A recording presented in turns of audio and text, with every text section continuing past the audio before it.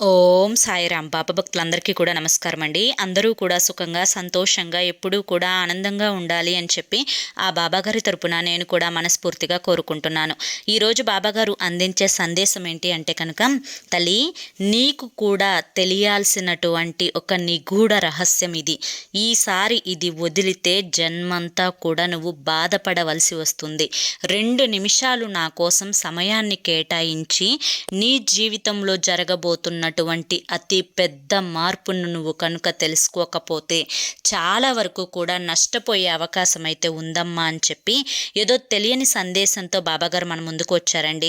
మరి బాబాగారు ఏ సందేశం అందించినా కూడా అది మన మంచి కోసమే కాబట్టి వీడియోని ఎక్కడా కూడా స్కిప్ చేయకుండా చివరి వరకు చూడండి. వీడియోలోకి వెళ్ళే ముందు చాలామంది కూడా చెప్పుకోలేనటువంటి సమస్యలతోటి బాధపడుతూ వాటిని ఎలా తీర్చుకోవాలో తెలియక ఇబ్బంది పడిపోతూ ఉంటున్నారు. అటువంటి వారి కోసం శ్రీ షిరిడి సాయిబాబా ఆశీస్సులతో జ్యోతిష్యం చెప్పబడును గురూజీ శివరామరాజు గారు. Phone number 9959422252. మీరు ఇప్పటి వరకు ఎన్నో చోట్ల జ్యోతిష్యం చెప్పించుకొని మీరు ఆశించిన మార్పులు మీ జీవితాలలో జరగలేదని చెప్పి బాధపడి ఉంటారు. కానీ ఇక్కడ అసలు అలా జరగదండి. మీ సమస్యలు ఏవైతే ఉన్నాయో ప్రేమ, పెళ్లి, ఉద్యోగం, రాజకీయం, సంతానం లేక ఇబ్బంది పడుతున్నా, భార్యాభర్తల మధ్య గొడవలున్నా, అప్పుల సమస్యలున్నా, శత్రువుల సమస్యలున్నా అవేంటో మీరు గురువుగారికి వివరించి చెప్పినట్లయితే వాటికి తగిన పూజలు చేసి గురువుగారు మీకు రోజులలోనే పరిష్కారాన్ని చూపిస్తారు. గురువుగారు చెప్పినట్లు 100కు 1000% జరుగుతుంది. నమ్మకంతో స్క్రీన్ మీద కనిపిస్తున్న నెంబర్కి అయితే కాంటాక్ట్ అవ్వండి. అంతేకాకుండా భార్యాభర్తల మధ్య వశీకరణ, స్త్రీ మరియు పురుషుల మధ్య వశీకరణ కూడా 100% జరపబడును. ఎటువంటి సంతాన సమస్యలకైనా కానీ గురువుగారి దగ్గర చక్కటి పరిష్కారం దొరుకుతుందండి. మాకున్నటువంటి ఎన్నో రకాలైన సమస్యలను గురువుగారు తనకున్నటువంటి ఎన్నో సంవత్సరాల అనుభవంతో కొన్ని రోజులలోనే ఆ సమస్యలను తీర్చారు. మీరు కూడా ఈ స్క్రీన్ మీద కనిపిస్తున్న నెంబర్కి అయితే కాంటాక్ట్ అవ్వండి. సమస్యల నుంచి బయటపడి చివరి ప్రయత్నం అనుకొని కాంటాక్ట్ అవ్వండి. బయటపడే సమస్యల నుంచి ఆనందంగా ఉండండి. ఆలస్యం చేయకుండా బాబాగారి యొక్క సందేశం ఏంటో తెలుసుకుందాం. తల్లి, ప్రతిసారి కూడా ఒక వ్యక్తి ఏదో ఒక ఆలోచనతోటి లేదా ఎవరో ఒక వ్యక్తి గురించి లేదా ఎవరో అన్న మాటల గురించి, ఎవరో చేస్తున్నటువంటి ప్రవర్తన గురించి, ఎదుటి వారు తనకి ఇస్తున్నటువంటి విలువని గురించి, గొప్ప గురించి ఆలోచించుకుంటూ తన కోసం ఆలోచించుకోవడాన్ని మాత్రం పక్కకు నెడుతూ ఉంటారు. అలాగే ఒక స్త్రీ తన కుటుంబం గురించి, తన బిడ్డల గురించి, తన భర్త గురించి, తన తల్లిదండ్రుల గురించి ఆలోచించుకుంటూ తన గురించి ఆలోచించుకోవడాన్ని పక్కన పెట్టేస్తూ ఉంటుంది. అలాగే ఒక పురుషుడు అంటే ఆ ఇంటికి పెద్ద తండ్రి ఎవరైతే ఉన్నారో, భార్యాభర్తల్లో భర్త ఎవరైతే ఉన్నారో, తమ యొక్క కుటుంబం, తమ యొక్క బిడ్డలు, వారి యొక్క భవిష్యత్తు, వారి యొక్క చదువు, వారి యొక్క పెళ్ళి, ఇలా ఏ వ్యక్తికైనా కానీ బాగా డబ్బున్న వాడికి అనారోగ్య సమస్యలైతే, డబ్బు లేని వాడికి తిండి లేక బాధ, డబ్బు ఉన్నవాడికి తిన్నది అరగక బాధ, ఇలా ఏదో ఒక కారణంతో ఏదో ఒక రకంగా ఏ మనిషి అయినా కూడా ఈ భూమి మీద ఉన్న ఒక ప్రతి వ్యక్తి కూడా ఒక చిన్న సమస్యతో కూడా సతమతమైపోతూ అల్లాడిపోతూ ఉంటారు. ఇక్కడ నాకు ఏ సమస్య లేదు, నేను ఆనందంగా ఉంటున్నాను, నేను సంతోషంగా ఉంటున్నాను, నాకంటూ చెప్పుకోవడానికి ఒక్క బాధ కూడా లేదు అని అనుకునే వ్యక్తి ఈ భూమి మీద ఎవ్వరూ కూడా ఉండరు.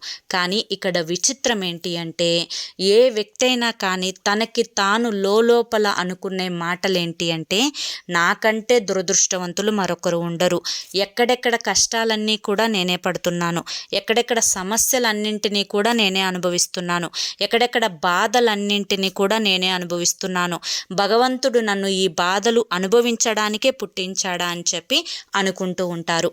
కానీ ఇవన్నీ ఎంత సహజమైనప్పటికీ కూడాను ఒక వ్యక్తి తన కష్టం మీద తాను బ్రతుకుతుంటే, నీవు ఉదాహరణకి నీవు నీ కోసం, నీ కుటుంబం కోసం నువ్వు కష్టపడుతున్నా, ₹1 సంపాదించుకుంటున్నా, లేదా నీ భర్త తెచ్చిన రూపాయిని నువ్వు దాచిపెట్టుకుంటున్నా, లేదా నీ భార్య తెచ్చిన సంపాదనని నువ్వు ఏదన్నా కానీ ఒక బంగారం రూపంలో పొదుపు చేసి పక్కన పెట్టుకున్నా, ఇంకోటి ఏది చేసుకున్నా కూడా ఎవరైతే నీ చుట్టుపక్కల నీ వారు అనుకునేటువంటి నీ బంధుమిత్రులు ఉన్నారో, ఆ బంధుమిత్రుల యొక్క విషపు కోరలు మాత్రం నిన్ను కాటు వేయడానికి ఎప్పటికప్పుడు సిద్ధంగానే ఉన్నాయి.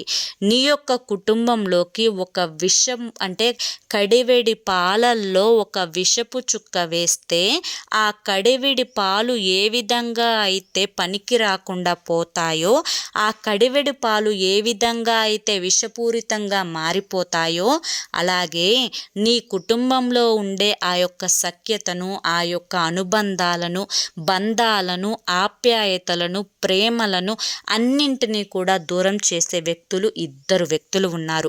ఆ ఇద్దరు వ్యక్తులు కూడా స్త్రీలు. ఈ స్త్రీలు ఏ విధంగా అయితే నటన ఆడాలో, ఏ విధంగా అయితే నటిస్తే ఒక వ్యక్తి ముందు మంచి మార్కులు సంపాదించుకోవచ్చో, ఏ విధమైన మాటలతోటి ఒక వ్యక్తిని బుట్టలో పడవేసుకోవచ్చో, ఏ విధమైనటువంటి మాటలు మాట్లాడితే ఎదుటి వ్యక్తి లొంగిపోతారో, ఎవరిని దగ్గరగా తీసుకోవాలో, ఎవరిని దూరంగా నెట్టివేయాలో, ఎవరిని ప్రేమగా పలకరించాలో, ఎవరికి విలువను ఇవ్వాలో, ఎవరికి శ్రద్ధను చూపించాలో వారి మీద తప్ప మిగతా వారందరినీ కూడా ప్రేమగా పలకరించుకుంటూ, ఇంటి వారిని దగ్గర చేసుకుంటూ, ఎవరైతే పరాయి వాళ్ళు ఉంటారో ఇంటి వారిని దూరం చేసి పరాయి వాళ్ళను దగ్గరగా చేసుకోవడం, ఇంటి వారి మీద పరాయి వాళ్ళ ముందు చాడీలు చెప్పడం, ఇంటి వారిని పరాయి వాళ్ళ ముందు అలుసు చేసి మాట్లాడడం, ఎందుకు పనికి రాని వారిని చేయడం, అసలు కంట్లో పడని వారి వ్యక్తులుగా ప్రవర్తిస్తూ ఉండటం, ఇలా రకరకాలైనటువంటి వ్యక్తులను నీ యొక్క కుటుంబంలో నువ్వు చూస్తూ ఉన్నావు. నీకు ప్రతి విషయం తెలిసినప్పటికీ కూడాను నువ్వు తెలుసుకోవలసినటువంటి విషయాలు ఏవైతే ఉన్నాయో అవి చాలానే ఉన్నాయి అని చెప్పి నువ్వు తెలుసుకొని తీరాలి. ఎందుకు ఈ మాట అంటున్నాను అంటే కనుక, బిడ్డ, నువ్వు కనుక ఇప్పుడు వదిలితే జన్మంతా బాధపడవలసి వస్తుంది. నీ కుటుంబానికి మంచితనం ఎక్కువ, నీకు మంచితనం ఎక్కువ, నీ బిడ్డలకి మంచితనం ఎక్కువ, అందరూ బాగుండాలి అనుకునే ఆ భ్రమలో పడి నువ్వు బ్రతుకుతూ ఉన్నావు. ఎవరినైతే నా వాళ్ళు అనుకుంటున్నారో వారు నీ పట్ల, నీ మీద, నీ కుటుంబం మీద విషాన్ని చిమ్ముతూ నీ యొక్క కుటుంబ నాశనాన్ని కోరుకుంటూ ఉన్నారు. నిన్ను ఎక్కడికక్కడ తొక్కేసే ప్రయత్నం చేస్తూ ఉన్నారు. ఎక్కడా నీకు విలువని కాపాడకుండా, ఎక్కడా నీకు విలువని అనేదే ఇవ్వకుండా, ఎక్కడా నీకు తగ్గకుండా, ఎక్కడా నీ పేరు బయటకు రానివ్వకుండా చాటు మాటున గుసగుసలు చెప్పుకుంటూ నీ మీద పడి ఏడుస్తున్నారు ఆ ఇద్దరు స్త్రీలు. మెయిన్ కిలాడీలే ఆ ఇద్దరు స్త్రీలు. ఆ ఇద్దరు స్త్రీలను కనుక నువ్వు ఇంకా నమ్మి, ఇంకా మొహమాట పడి, ఇంకా నువ్వు వారి మీద ప్రేమను చూపించి, ఇంకా వారి మీదకు ఎగబడే ప్రయత్నం చేశావు అంటే కనుక నీకంటే పిచ్చి వ్యక్తులు మరొకరు ఉండరు. బిడ్డ, నువ్వు అనుకోవచ్చు, ఎవరి మంచితనం వారిదే కదా బాబా, ఎవరి వ్యక్తిత్వం వారిదే కదా బాబా, ఎవరి అలవాట్లు వారివే కదా బాబా, ఎందుకు అని చెప్పి. అయితే ఎవరి వ్యక్తిత్వాలు, ఎవరి మనస్తత్వాలు, ఎవరి మంచితనాలు వారివే అయినప్పటికీ కూడాను బిడ్డ, మనిషికంటూ ఒక లైన్ అనేది ఉంటుంది. ఆ లైన్ అనేది దాటి అవతలి వ్యక్తి యువతలికి వచ్చినా, యువతలి వ్యక్తి అవతలికి వెళ్ళినా ఖచ్చితంగా ఆ యొక్క వ్యక్తికి ఇటు అవమానమైనా జరగాలి, లేకపోతే ఆ వ్యక్తి చులకనైనా అయిపోవాలి, లేకపోతే ఆ వ్యక్తి ఒక మాటైనా పడాల్సి వస్తుంది. అందుకే నీ పెద్దవాళ్ళు కానీ, గురువులు కానీ చెప్పే మాట ఏంటి అంటే, ఎవరు ఎంతలో ఉండాలో అంతవరకే ఉండాలి, ఎప్పుడూ కూడా లిమిట్స్ దాటి పక్కకు రాకూడదు అని చెప్పి. అదే నేను నీకు చెబుతున్నటువంటి మాట. అవసరాల కోసం మాత్రమే వాడుకొని అవసరం తీరిపోయిన తర్వాత నువ్వెవరో నేనెవరో అన్నట్లుగా చూసే వ్యక్తులు ఎవరైతే నీ చుట్టుపక్కల, నీ యొక్క బంధుమిత్రులలో, నీకు దగ్గర చుట్టాలలో, నీ ఇంటి పార్టీలో ఉన్నారో అటువంటి వారితో నీ యొక్క మంచి చెడుల గురించి చెప్పడం, నీ యొక్క బలం బలహీనతల గురించి చెప్పడం, నీకున్నటువంటి ఆస్తిపాస్తుల గురించి చెప్పడం, నీకున్నటువంటి ఏదైనా కానీ మరొక ఇతర విషయాలు నా వాళ్ళ వాళ్ళే కదా అని చెప్పి కుడుమిస్తే పండగలాగా మాట్లాడుకుంటూ ఉంటే నీకు అక్కడ విలువ దక్కదు. నువ్వు ఉన్నంతసేపు నీ గురించి గొప్పలు మాట్లాడుకుంటూ నీ వెనుక నొసలు ఎక్కిరించుకునే వారు నీ యొక్క బంధుమిత్రులలో ఉన్నారు. నీ యొక్క విలువని కానీ పరువుని కానీ ఎక్కడికక్కడ తొక్కేసే ప్రయత్నం అనేది చేస్తూ ఉన్నారు. నిన్ను ఎక్కడా కూడా గెలవనివ్వకుండా చెయ్యాలి అని చెప్పి చూస్తూ ఉన్నారు. వారి యొక్క తెలివితేటలన్నింటినీ కూడా నీకు రుద్ది నిన్ను అవమానపరిచి నిన్ను ఎక్కడా కూడా మంచి వ్యక్తి అనే మాట వారి యొక్క చెవుల పక్కకు కూడా వినిపించకుండా నీ మీద లేనిపోని నిందలు వేసి సృష్టీకరిస్తున్నారు. అయితే బాబా, ఇటువంటి వారు ఉన్నారు నా కుటుంబంలో. ఉన్నప్పటికీ కూడాను వారి యొక్క ప్రవర్తన అంతా నాకు తెలిసినప్పటికీ కూడాను, వారి గురించి నాకు అంతా అర్థమైనప్పటికీ కూడాను నేను ఏమీ చేయలేనటువంటి పరిస్థితులలో ఉన్నాను బాబా. నేను ఏం చెయ్యాలి అంటే కనుక ఒక్క మాట చెప్తాను, నువ్వు ఏం చెయ్యాలో ఇప్పుడు నేను చెప్పే ఈ మాట నుంచి నువ్వు జాగ్రత్తగా విను. నీ జీవితంలో సగం దరిద్రాలు తొలగిపోతాయి. ఎందుకు ఈ మాట అంటున్నాను అంటే కనుక, ఎప్పుడైనా కానీ ఒక వ్యక్తి మరొక వ్యక్తిని వాడుకుంటున్నప్పుడు మనిషికి సహాయం చేసుకోవడంలో తప్పు లేదు. కానీ అవతలి వ్యక్తులు కేవలం వాడుకోవడానికి మాత్రమే ప్రయత్నించి మీకు సహాయం చేయాల్సి వచ్చే పరిస్థితి వచ్చినప్పుడు మాత్రం దూరంగా వెళ్ళిపోతున్నారు అంటే కనుక అటువంటి వారికి ఎంత దూరంగా ఉంటే అంత మంచిది. ఇక రెండవది, మొహమాట పడటం. వాళ్ళు అవసరం కోసం మాత్రమే పిలిచారు అని తెలిసినా కూడా వారి యొక్క అవసరాలు తీర్చడం కోసం పిచ్చివారికి లాగా వారి వెనుక పడి తోకొప్పుకుంటూ వెళ్ళడం, వారి యొక్క అవసరాలు తీర్చిన తర్వాత వారు మీతో మాట్లాడరు, మీతో ఏ విధమైనటువంటి రాయబారాలు జరపరు అని తెలిసినా కూడా వారితో మీరు స్నేహంగా నవ్వుతూ ఏమి ఎరగనట్లుగా ప్రవర్తిస్తే మాత్రం అది ఖచ్చితంగా నీ తప్పే అవుతుంది. ఇక మూడవది ఏంటి అంటే కనుక, ఎప్పుడూ కూడా విలువ లేని చోట అధికుల మనరాదు.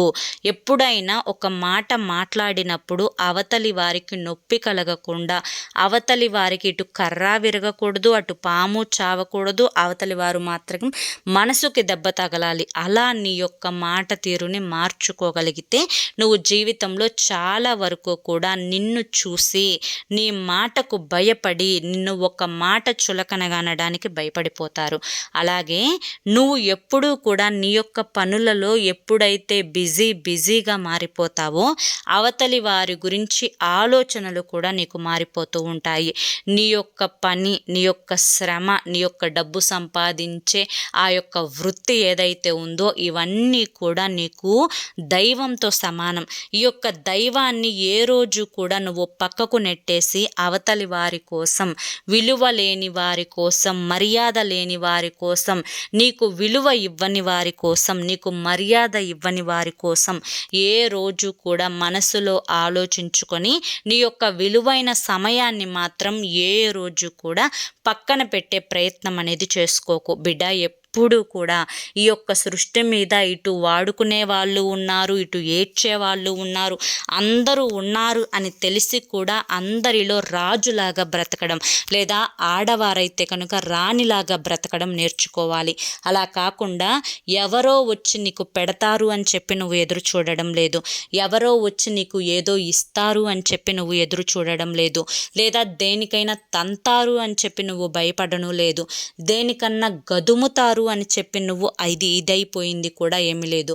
కాకపోతే ఒక వ్యక్తి ఎక్కడున్నా కానీ నీకు నువ్వు గౌరవాన్ని ఇచ్చుకోవడం, నీ ఆరోగ్యాన్ని నువ్వు జాగ్రత్తగా చూసుకోవడం, నీ యొక్క అంటే శారీరక స్థితికి తగ్గట్లుగా నీ యొక్క అలవాట్లను నువ్వు తీర్చిదిద్దుకోవడం, నీ యొక్క ప్రశాంతత కోసం ఏం చేయాలో నువ్వు వాటి గురించి ఆలోచించుకోవడం, ఇలా చేసుకుంటూ నువ్వు జీవితంలో అడుగు ముందుకు వేయాలే తప్ప ఇక్కడ భయపడటం, మొహమాట పడటం, నలుగురిలోకి వెళ్ళినప్పుడు ఏమనుకుంటారో అని చెప్పి నువ్వు నర్వస్గా ఫీల్ అయిపోతూ ఉండడం, అలాగే ఎవరికైనా ఒక రూపాయి తీసిచ్చే పనిలో ఉండటమే తప్ప ఒక రూపాయిని దాచుకునే పని, నీకు దాచుకునే విలువ, డబ్బు మీద విలువ లేకుండా ఉండటం, ఇటువంటివి ఎప్పుడూ కూడా నువ్వు చేయకూడదు తల్లి.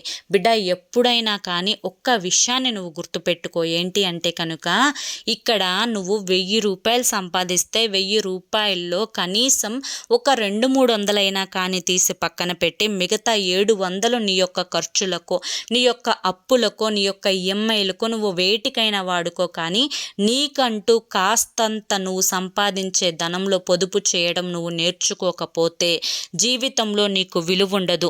రేపు నీకు అనారోగ్య సమస్యలు వచ్చినా, అవసరం వచ్చినా, ఆపద వచ్చినా, కష్టం వచ్చినా, సుఖం వచ్చినా, దుఃఖం వచ్చినా, దేనికైనా కానీ నీకంటూ బలంగా నిలబడేది మాత్రం నీకు డబ్బు మాత్రమే అన్న విషయాన్ని గుర్తుంచుకో.